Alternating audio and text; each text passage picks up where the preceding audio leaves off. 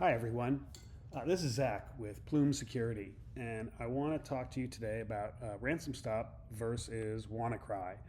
So, the scenario we're covering today is basically a remote encryption scenario. So, you have a file server that has, a huge collection of files on it, and if an attacker can get to any endpoint that has a connection to that, they can encrypt the whole file server from another machine.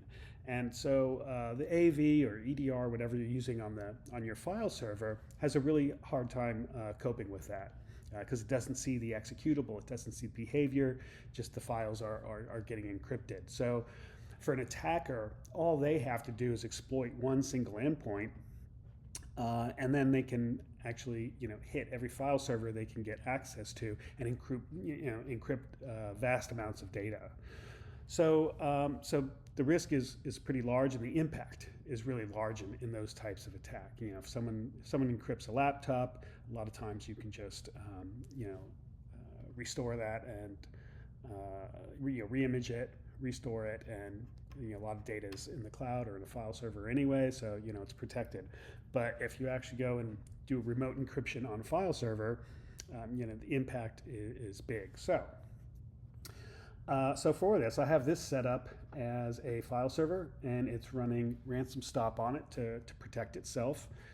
This is a folder that I'm sharing out, and it just has a couple hundred files on it.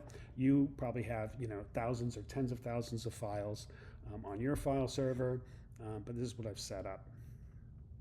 So the victim laptop has a map drive to the file server, and so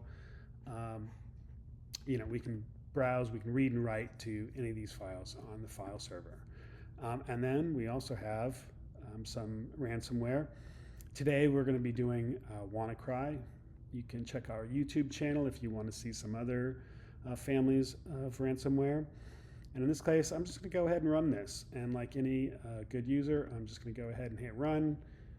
And because what's the worst thing that can happen? You can see WannaCry reacts pretty quickly. It was a very immediate. You're going to see all these files being encrypted. We see the ransom notes.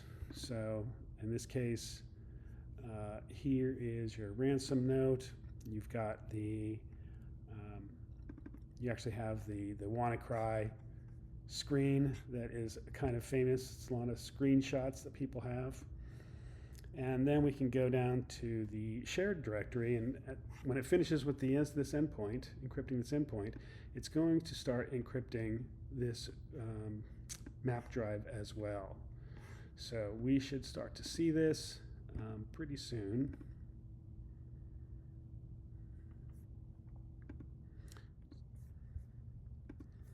Okay, so we're actually starting to see some remote encryption right here.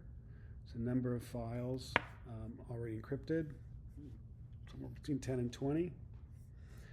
So let's look at the server side and see what we see. And yeah, we're already getting a ton of alerts here. And we can see where the attack was detected. And that was just about 2 minutes ago. We see some statistics down here on attacks. And then, so not only are we able to detect this, but we're actually able to stop it immediately, right, without any human interaction. So if we go to the firewall rules here, you will see we've actually inserted a firewall block from that IP address. Depending on your policy, we can also suspend that user account. So this attack has been stopped. There might have been some encrypted files, and we can just do a quick look here.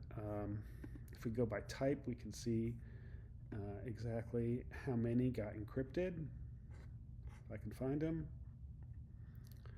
So in this case,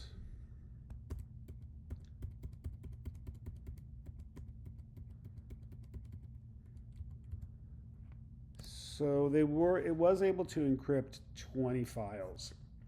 But if you had 10 or 20,000 files on this file server, That's pretty minimal of damage. And the response is automated. It's multi-pronged response, and it happens within milliseconds to triage this, to triage attack in real time without waiting for human intervention. So this attack has been stopped. If we go back to the client side, you can see that share is disconnected, right? So it no longer has access to this share to actually encrypting more files. So it's been stopped.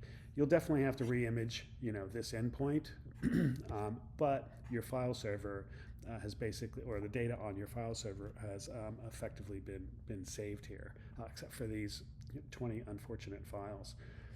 So that's what I have for you today. So thank you very much. Thanks for your time.